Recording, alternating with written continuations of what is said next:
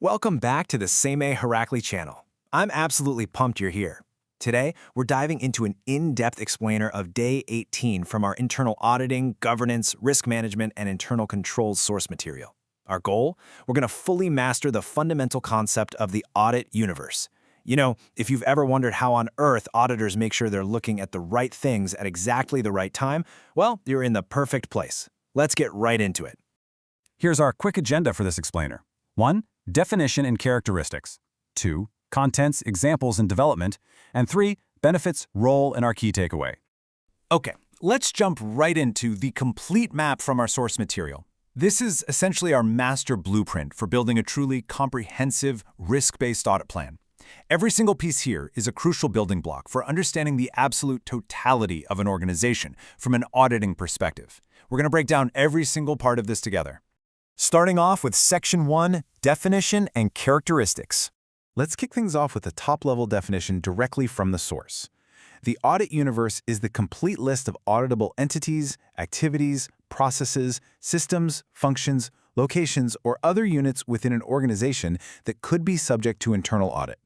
Think of it like the ultimate, exhaustive catalog of a company's entire operations. It's the master inventory. Literally, if a process or department exists in your company, it has to exist in this universe. So what actually is the audit universe when we get down to brass tacks? According to our source material, it represents absolutely everything that exists in the organization. It's the definitive starting point for your risk assessment and audit planning. And why is that so crucial? Because it ensures nothing important is ever overlooked. I mean, imagine your company just acquired a brand new manufacturing plant or launched a huge new digital product line.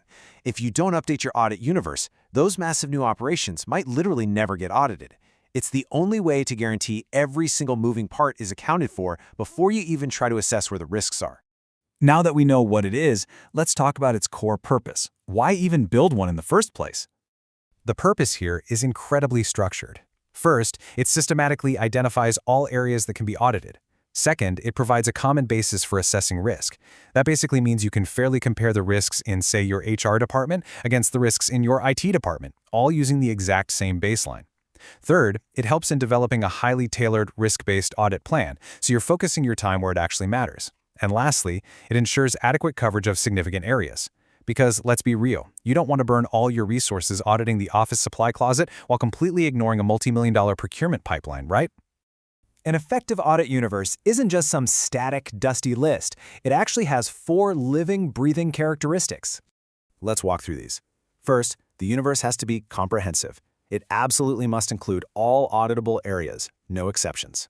Second, it's dynamic.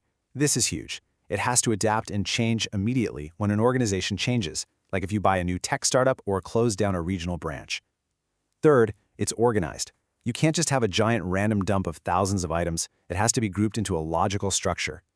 And fourth, it must be intensely risk-focused. That's what helps you identify those high-risk vulnerabilities, like emerging cybersecurity threats or sudden compliance changes. Moving right along to Section 2, Contents, Examples, and Development. We keep saying it includes everything, but what does everything actually look like in the real world? Well, as an auditor, you're looking at several distinct categories here. You include core functions like HR and finance. You include specific processes like the entire procure-to-pay cycle. You absolutely must include information systems. Think a massive company-wide ERP or payroll software. You also include physical locations or branches, whether that's the corporate headquarters or a remote warehouse somewhere. Then you have ongoing projects or programs like a major software implementation.